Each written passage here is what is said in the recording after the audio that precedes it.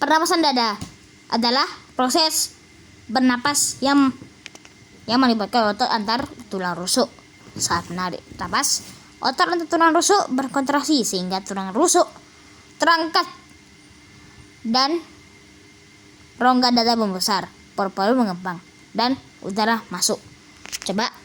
Kalian coba tarik napas. Tunggu dulu. Saat menghembuskan nafas, otot atau tulang rusuk relaksasi, rongga dada mengecil, dan udara keluar. Hembuskan lagi, guys.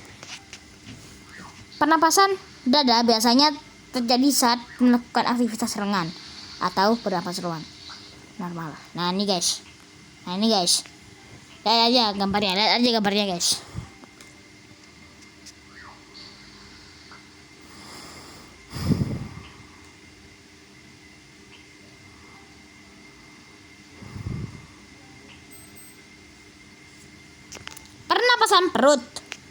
Pernapasan perut adalah proses pernapas yang melibatkan otot diafragma. Saat menarik napas, diafragma berkontraksi dan bergerak ke bawah sehingga rongga dada membesar dan paru-paru mengembang. Perut tampak mengembang. Saat menghembuskan napas, diafragma relaksasi dan bergerak ke atas, rongga dada mengecil dan udara keluar. Pernapasan perut terjadi saat bernapas dalam atau saat tubuh dalam keadaan rileks. Nih ya. Nih dari guruku, guys. Ini namanya, guys. Otot diafragma, kontraksi diafragma mendatar, volume rongga dada membesar. Nah, ini guys. Ini gambarnya ketika kita bernapas melalui perut. Dan ini mana gambarnya?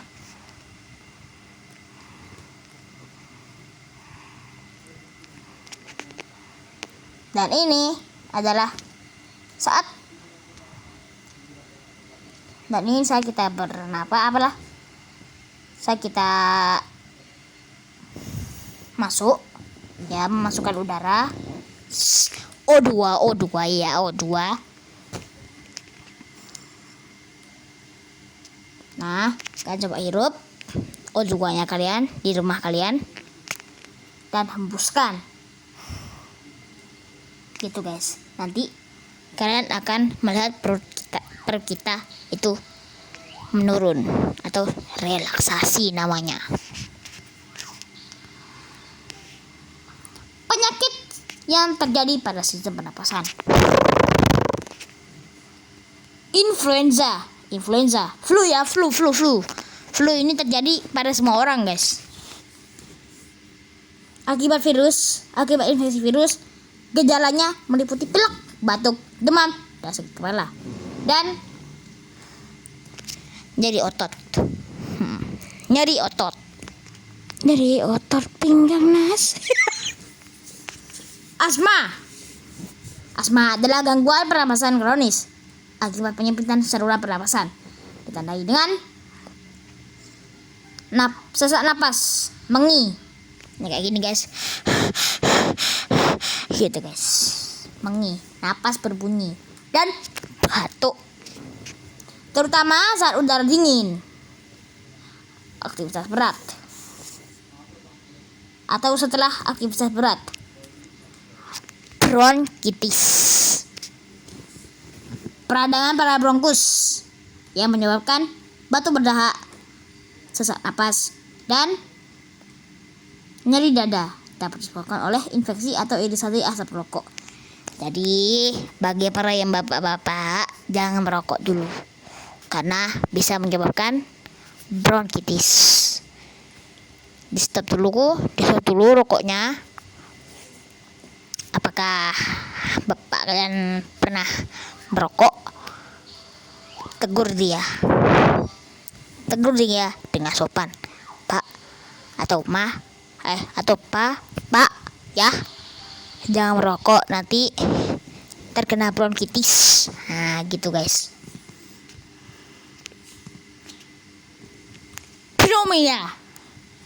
Pneumonia atau radang paru-paru. Infeksi pada alveolus. Alveolus ini penting guys, bisa memantulkan udara. Alveolus paru-paru sehingga terisi cairan atau nanah. Gejalanya antara lain demam tinggi, batuk, sesak napas, dan nyeri dada. Tuberkulosis atau yang bisa disebut TBC. TBC adalah penyakit penular akibat bakteri Mycobacterium tuberculosis yang menyerang paru-paru, ditandai dengan batuk berkepanjangan, kadang berdarah, berat badan menurun, dan keringat malam. ISPA, infeksi saluran pernapasan akut.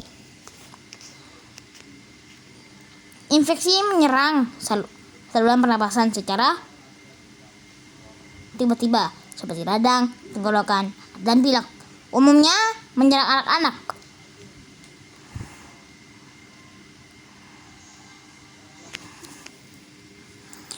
Emfisema. Penyakit adalah penyakit kronis akibat kerusakan alveolus yang menyebabkan kesulitan bernapas. Sering dialami oleh perokok. Apa tuh? Emfisema. Screenshot dulu guys. Kalau mau dianuin, screenshot dulu nih. Nih, screenshot dulu. Udah di screenshot. Sabar. Belum kayaknya yang bocah nih. Ini ya guys, ini yang nomor 7. Screenshot dulu. Alah paling bisa. Apa? Redmi, iPhone. Yes. Oke. Sinusitis. Peradangan pada rongga sinus yang menyebabkan hidung tersumbat dari wajah, sakit kepala, dan ingus kental. Nah, dari sini kita bisa belajar guys bahwa kita tidak boleh merokok. Kita mulai dari nomor 1. Kita ulang ya. Nih ya, proses ini ya. Nah, ini urutannya guys. Nah, alveolus ini berbentuk anggur guys. Nah, ini hidung ya. Ini umpamanya hidung ya. Ini. Faring, laring, bronkus, bronchiolus, alveolus. Alveolus ini berbentuk anggur yang bisa memantulkan udara atau makanan yang masuk ke dalam paru-paru melalui hidung dan keluar dari hidung. Makanya kalau makan jangan terburu-buru guys, apalagi yang makan ini.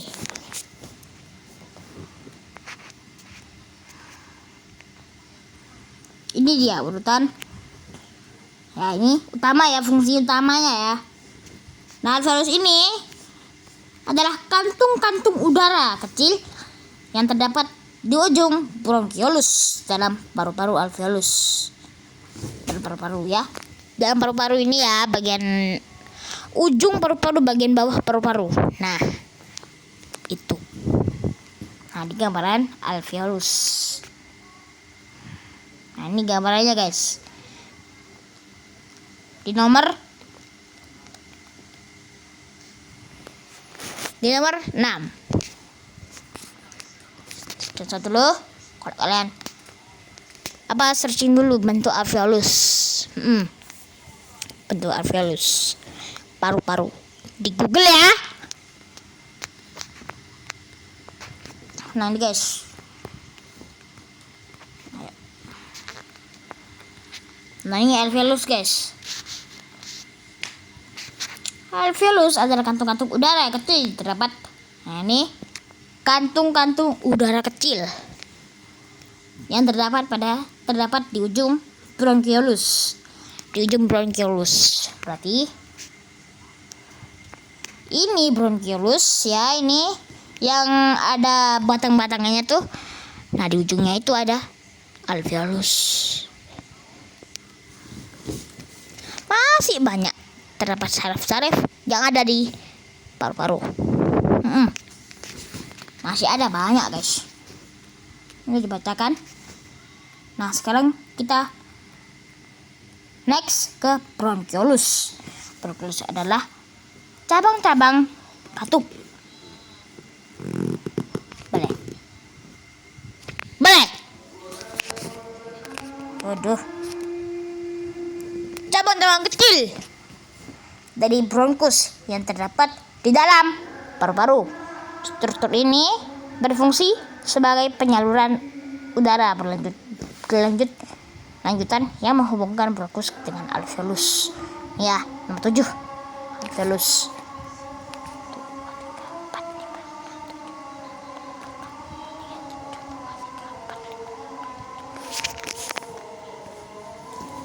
Nah, kita next ke bronkus.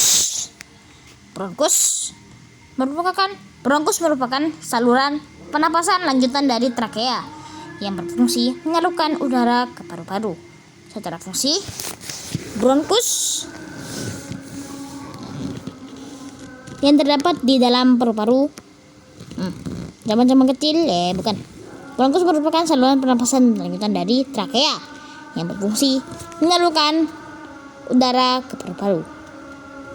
Secara fungsi, bronkus berperan penting dalam menyalurkan penyaring dan mengatur aliran udara menuju paru-paru. Trakea. Ya, trakea, gambar trakea, guys. Masih belum tahu. Nih, trakea. Ya. Tuh, guys, gambarnya walaupun ini agak-agak error ya. Tuh, kalian screenshot kalau kalian masih belum tahu. Dan bagi yang udah tahu, screenshot dulu biar kalian nggak lupa. Sudah? Oke, kita lanjut ke trakea. Trakea, bagian dalam trakea dilapisi oleh trakea adalah bagian dalam trakea bagian dalam trakea dilapisi oleh selaput lendir yang mengandung silia, rambut getar. Rambutnya getar itu, guys. Rambut getar. Dan mukus.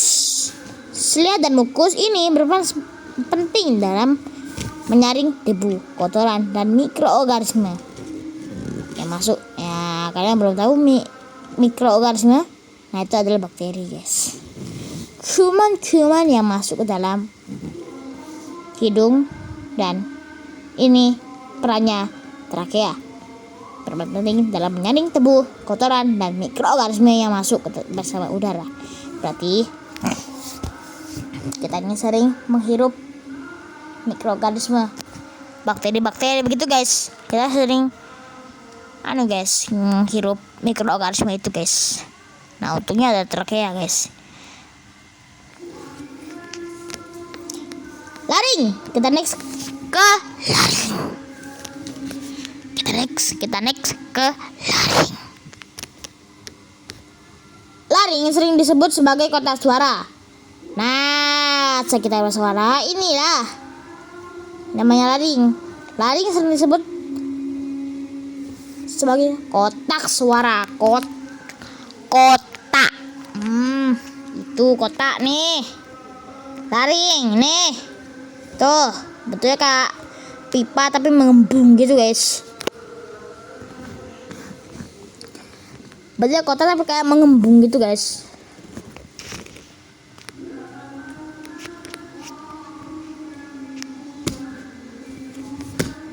Sebagai kotak suara karena berperan penting dalam pembentukan suara. Bagian penting laring meliputi epiglotis, glotis, dan pita suara. Epiglotis berfungsi menutup laring saat menelan makanan agar tidak masuk ke dalam saluran pernapasan. Untungnya kita tenang karena ada alveolus yang memantulkan makanan pas keluar dari hidung. Ya, itu fungsinya alveolus. Kita naik ke faring. Faring adalah saluran berbentuk tabung yang menghubungkan rongga hidung dan rongga mulut dengan laring. Faring adalah saluran berbentuk tabung yang menghubungkan rongga hidung dan rongga mulut dengan laring. Pangkal tenggorokan. Nah, ini guys, pangkal tenggorokan guys. Dalam sistem pernapasan, faring berperan sebagai darul.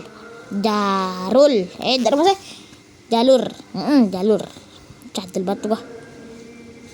Jalur lewat udara dari hidung menuju trakea. Hidung. Nah, ini banyak nih catatannya nih. Sampai 9 paragraf. Gile gak tuh? Fungsi utama hidung adalah menyaring, menghangatkan, dan melembabkan udara sebelum masuk ke dalam paru-paru. Rambut hidung dan lendir berfungsi menangkap debu, kotoran, serta kuman, sehingga udara yang masuk lebih bersih. Nah, itu guys fungsinya guys. Jadi ini rambut hidung sama lendir ini. Nah, lendir-lendir di atas ini guys.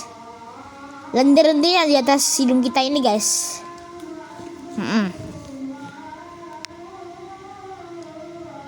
Nah, ini guys. Halus-halus guys. Terdapat di kiri paru-paru. Nah, ini ya guys. Itu yang dikelingkar itu. Lanjut. Hidung juga berfungsi sebagai adan. Kalian baca sendiri aja dulu guys. Bagian non muslim.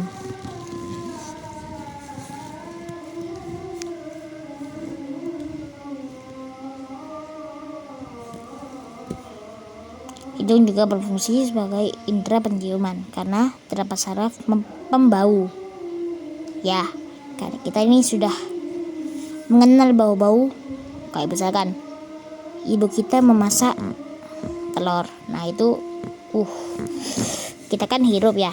Hirup. Loh, kok kayak kenal? Dia ternyata ibu, mama, mami masak telur gitu. Mengenali gitu lah guys, tahu bagian-bagian hidung dan fungsinya. Lubang hidung kita masuk dan keluar udara, menyaring debu dan matikan kotoran yang masuk bersama udara. Rongga hidung terdapat tempat udara disaring, dihangat, dan dilembabkan. Coba kalian bernapas pas keluarin. Tangan kita taruh di bawah hidung saat karbon dioksida keluar.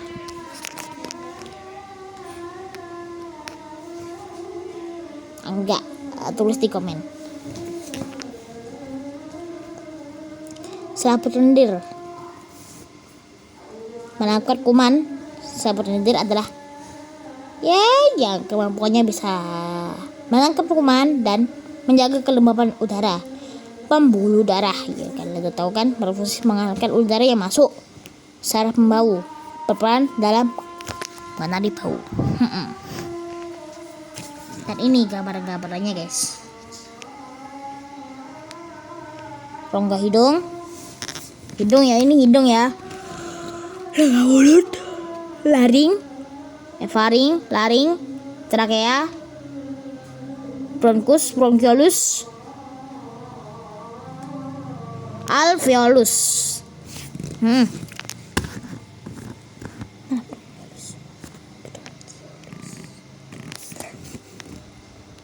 Nah, ini urutan-urutannya guys. Hidung, faring, laring, trakea, bronkiolus, dan alveolus.